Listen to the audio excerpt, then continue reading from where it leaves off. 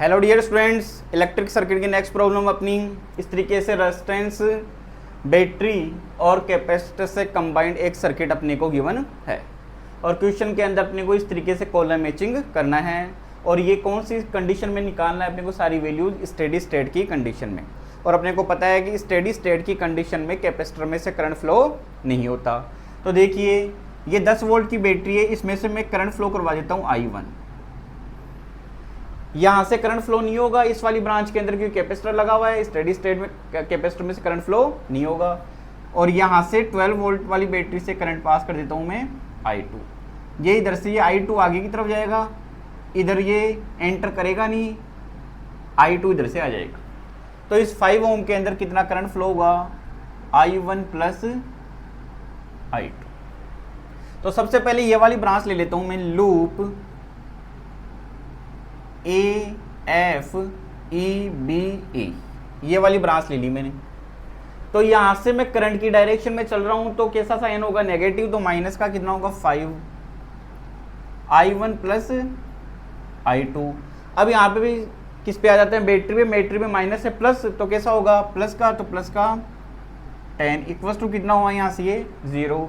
तो यहाँ से I1 प्लस I2 की वैल्यू निकल के आ गई अपने पास में 2। इसको इक्वेशन दे देता हूं मैं फर्स्ट। अब लूप ले लेता हूं एक बाहर वाला जिसके अंदर ये वाली ब्रांच ना है, तो लूप BCDEB, ये बाहर वाला ले लेता हूं। तो यहां से देखिए यहाँ पे कोई रेजिस्टेंस नहीं है, यहाँ पे करंट सामने से आ रहा है तो कितना होगा 4 I2। फिर प्लस से किधर चल रहे हैं, माइनस की तरफ, तो कितना होगा माइनस के 12 हो गया। अब यहाँ पे आइए माइनस से प्लस की तरफ चल रहे हैं तो प्लस का 10 हो गया, इक्वल्स टू कितना होगा ये 0 हो गया। तो 4 I2, ये कितना बच जाएगा, यहाँ माइनस के 2 उधर चला जाएगा 2, तो I2 की वैल्यू यहाँ से 2/4, तो ये निकल के आ गई 0.5 एम्पियर। तो I2 किसके अंदर फ्लो हो रहा है, यहाँ से सबसे पहले जैसे करंट इन EB, तो ये EB वाली ब्रांच देखिए यहाँ से E और ये B, तो EB के अंदर कितना I1 करंट फ्लो हो रहा है। I1 करंट अपने यहाँ से निकाल सकते हैं, I2 की वैल्यू कितनी है 0.5, तो I1 की वैल्यू अपने पास में निकल के आ गई 1.5 एम्पियर। इसका मीन्स फर्स्ट अगर ऑप्शन के ऊपर अगर आए करंट इन EB, तो EB के अंदर कितना करंट पास हो रहा है यहाँ से I1, तो I1 की वैल्यू कितनी आई 1.5। तो फर्स्ट ऑप्शन तो क्या होगा यहाँ से, फर्स्ट का 1.5 एम्पियर यानी कि C हो गया यहाँ से।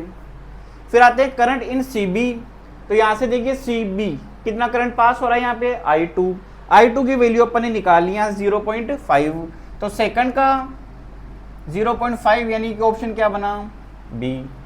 थर्ड पे आते हैं करंट इन ED, तो ये E हो गया, ये D हो गया। यहाँ से कितना करंट पास हो रहा है यहाँ से I2 की वैल्यू निकाल ली अपन यहाँ से कितनी है 0.5, तो थर्ड का B कितना हो गया यहाँ से ये B ऑप्शन। अब आते हैं फोर्थ के ऊपर, फोर्थ में क्या निकालना है, कैपेसिटर के ऊपर अपने को चार्ज निकालना है। तो देखिए ये ले लेता हूं मैं लूप CDEC, तो C से D तक यहाँ पे एक रेजिस्टेंस आ रहा है 4 ओम का, तो करंट सामने से आ रहा है तो 4 I2 हो गया यहाँ से, प्लस से माइनस, तो माइनस का 12 हो गया।